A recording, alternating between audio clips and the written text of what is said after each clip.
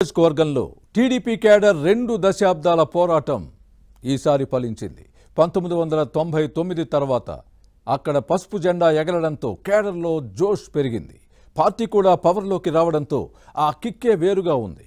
పవర్లో ఉండగా చెలరేగిపోయిన వైసీపీకి ఓటమితో అధికార మత్తు దిగింది. ఫ్యాన్ పార్టీ అరాచకాలపై కూటమి సర్కారు ఆరా తీస్తోంది. దీంతో తామెక్కడ బుక్ అవుతామోననే టెన్షన్ పడుతోంది. ఇంతకీ ఏ నియోజకవర్గంలో ఈ పరిస్థితి నెలకొంది? హిట్ కొట్టిందెవరు? ఫట్ మన్నదెవరు? Was the story? ఎన్నికల ఫలితాలు వచ్చి నెల రోజులు కావస్తోంది. ఎన్టీఏ ప్రభుత్వం కొలువు తీరి ఎన్నికల హామీల అమలు దిశగా చర్యలు చేపట్టింది. ఇదే సమయంలో 2 దశాబ్దాల తర్వాత బాపట్లలో టీడీపీ గెలిచి పసుపు జెండా రెపరెపలాటంతో విక్టరీ జోష్లో ఉన్న క్యాడర్లో ఇంకా కిక్కు దిగలేదు. సుదీర్ఘకాలం టీడీపీ ఎమ్మెల్యే గెలవడంతో పాటు ఎన్డీఏ కూటమి ప్రభుత్వం పవర్లోకి రావడంతో పదవులపై ఆశలు పెట్టుకున్నారు. సుదీర్ఘకాలంగా ఎదురు చూస్తున్న తమ నిరీక్షణకు తెరపడే సమయం తొందరలోనే ఉందని సంబరాల్లో మునిగి తేలుతోంది. తెలుగుదేశం ఎమ్మెల్యేగా వేగేసిన నరేంద్ర వర్మ వైసీపీ అభ్యర్థి కోన రఘుపతిపై 28,000 ఓట్ల భారీ మెజార్టీతో గెలిచారు. 1999లో బాపట్ల అసెంబ్లీ స్థానం నుంచి మంతన అనంత శర్మ తెలుగుదేశం ఎమ్మెల్యే గెలిచారు. ఆ తర్వాత 2004, 2009లో కాంగ్రెస్ నుంచి గాది వెంకటరెడ్డి ప్రాతినిధ్యం వహించారు. 2014, 2019 వైసీపీ నుంచి కోన రఘుపతి గెలుపొందారు.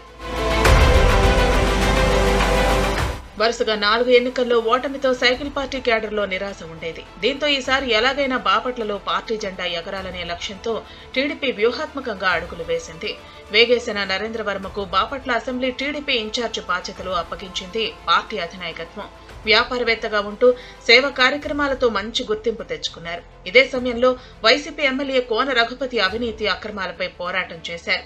దీంతో ఓటర్లు రిసీవ్ చేసుకున్నారు. ఫ్యాన్ పార్టీ ప్రభుత్వంతో పాటు బాపట్ల వైసీపీ అభ్యర్థిపై ఉన్న వ్యతిరేకత టీడీపీకి కలిసి వచ్చింది.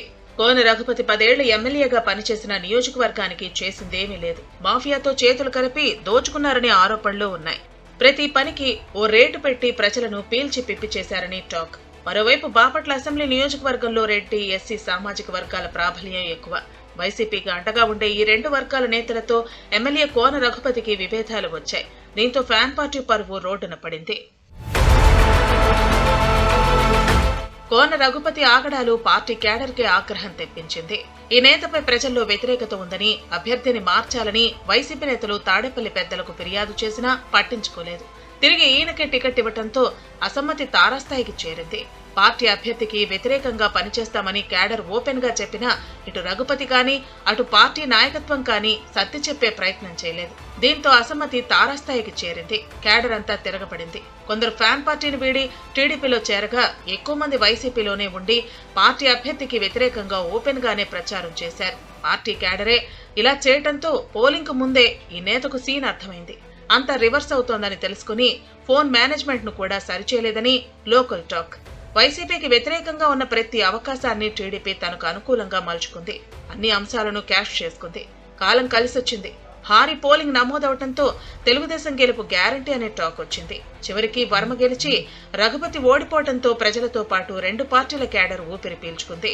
బాపట్లకు ఫ్యాన్ పార్టీ పేడ విరగడైపోయిందని ప్రజలు భావించారు. నియోజకవర్గంలో జరిగిన అక్రమాలపై కూటమి ప్రభుత్వం ఆరా తీస్తోంది. దీంతో అక్రమార్కుల గుండెల్లో గుబులు పుడుతోంది.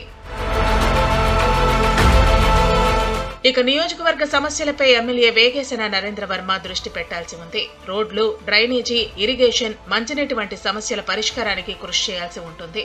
ప్రజల ఆశలు, ఆకాంక్షలకు అనుగుణంగా పనిచేస్తానని ఈ ఎమ్మెల్యే చెబుతున్నారు. మరోవైపు టీడీపీ గెలుపు కోసం కృషి చేసిన వారికి నియోజకవర్గ స్థాయిలో పదవులు ఇప్పించేందుకు ప్రయత్నించాల్సి ఉంది. నామినేటెడ్ పదవులను భర్తీ చేస్తామని పార్టీ అధినాయకత్వం ప్రకటించడంతో క్యాడర్ ఎన్నో ఆశలు పెట్టుకుంది. ప్రజలు, పార్టీ నేతల ఆశలు, ఆకాంక్షలు నెరవేర్చే విషయంలో ఈ ఎమ్మెల్యే ఎలా నెట్టుకొస్తారో చూడాలి మరి.